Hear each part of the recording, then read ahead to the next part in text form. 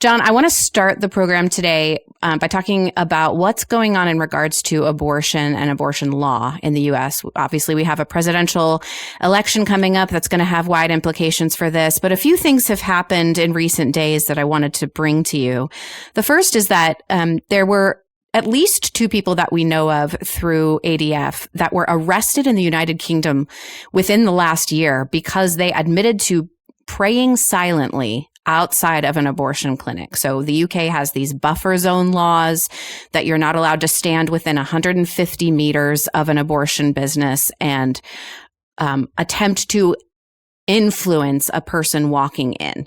And there have been now a handful of these videos that have surfaced online of clearly uncomfortable police officers approaching people just standing out there by yourself, including one woman, Isabel Vaughan Spruce, and saying, "I'm sorry, are you praying inside your head?" And just this past week, she was granted a 13,000 euro payout after filing a lawsuit with ADF for unjust treatment.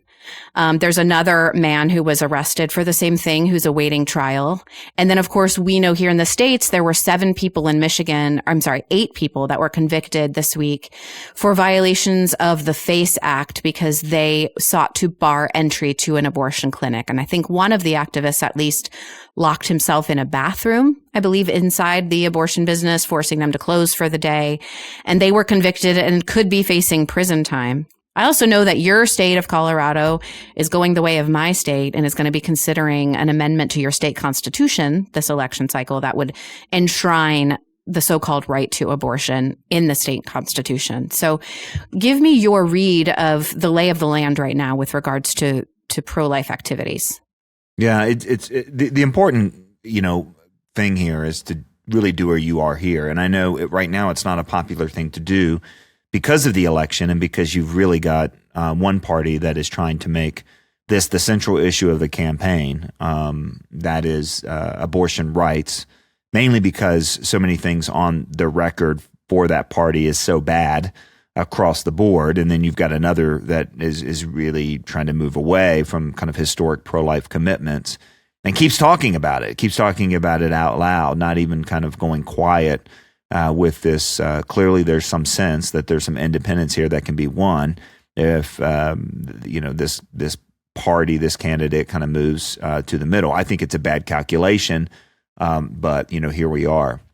I think the thing really that is worth thinking about and knowing here is that we're seeing another shift, and not only the shift that we have been talking about, that both parties are talking about, which is this shift to the states and enshrining states' rights. And I think, by the way, that it's somewhat cute and quaint that you said Colorado is following Ohio. We're ahead of California in so many ways, and we've got 3 things that are enjoined right now that have been passed by the legislature. That if those things get passed, it'll make whatever's happening in this ballot initiative be basically unreasonable. It'll be kind of multi-fronted, abortion rights secured, and no one can do anything to be in the way is essentially what they're trying to do.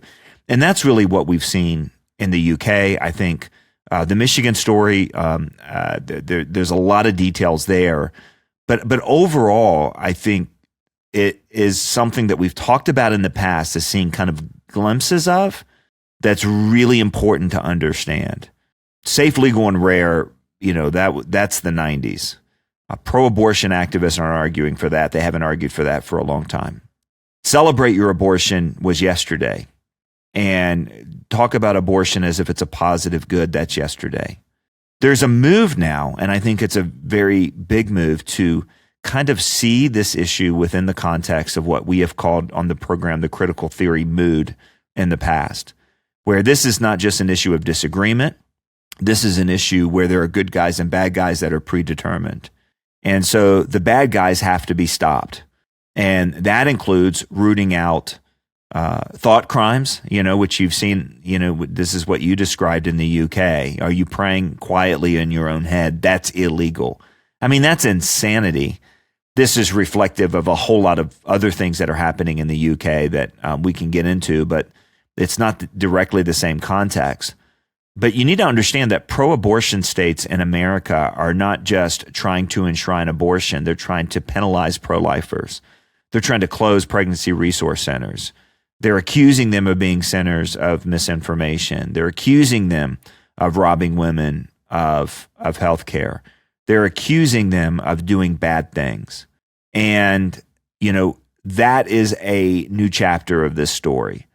And it is a chapter that I think we need to know is happening, because we need to think about, how to think about it. We need to know how to respond when it's not just we're wrong, but we're evil for this particular stance. We've experienced this, I think, on other issues, but it's new for abortion.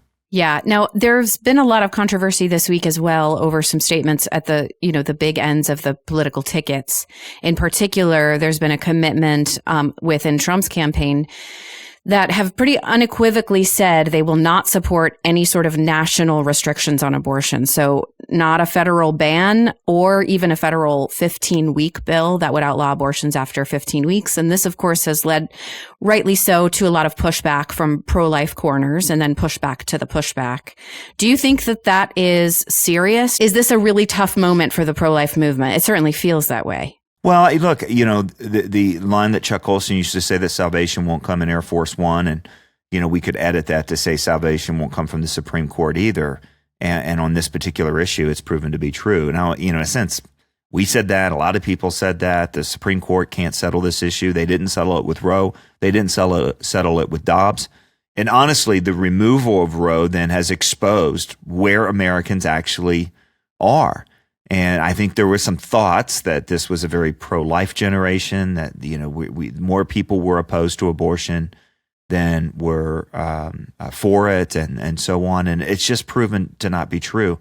I think it's reflected in a number of things. I think it's reflected that this is, at the end of the day, a crisis of worldview, that relativism trumps, pun intended, our commitment to human dignity at all stages. Relativism, and I remember Del Tackett years ago at an event with Chuck Colson defining relativism this way: if you don't judge me, I won't judge you. I think it's a little bit more absolutist than that now than when he said it, but there's something there, which is, I want to preserve this safety valve. I want to preserve this get out of jail free card. This is the proverbial, 3 cases. Women need to have this as a right, otherwise they won't be able to, move forward. Which I think is such a denigrating thing to say about women, that they can't sexually control themselves, and so therefore they need this. And of course, people then bring up rape and incest, and I'm quickly responding with, "Okay, just give me those then." I mean, I'll take that incremental win any day of the week, but that's not what anybody really means. And we're seeing this across the board, that people aren't willing to say that this is wrong for everyone at all times. So I think the real danger now, because of the political moment that we're in, is that the pro-life movement gets redefined along the lines that President Trump is trying to redefine it. In fact, we have pro-life groups that are going along with that. And we have a lot of people saying you got to be quiet on this issue because it's more important that we get him elected. Now, listen, in the calculation between the party platforms on what's more evil, I don't think it's close. And I don't think a conscience battle between voting, about voting for the lesser of two evils ever justifies voting for the greater of two evils. Like, that's insane. And on this issue, this is really clear. But there is a moment here where we're going, the political allies aren't there. The worldview isn't there. The American public's not where we thought they were there. And they're more deeply committed to this sexual autonomy than almost anything else in life. Mm-hmm. And I think that's really the moment. Now, to some degree, then what we do at the election is a vote to limit evil. We've talked a lot about that. And then we realize that the real work is done outside of the election. This isn't a political problem. It doesn't have a political solution.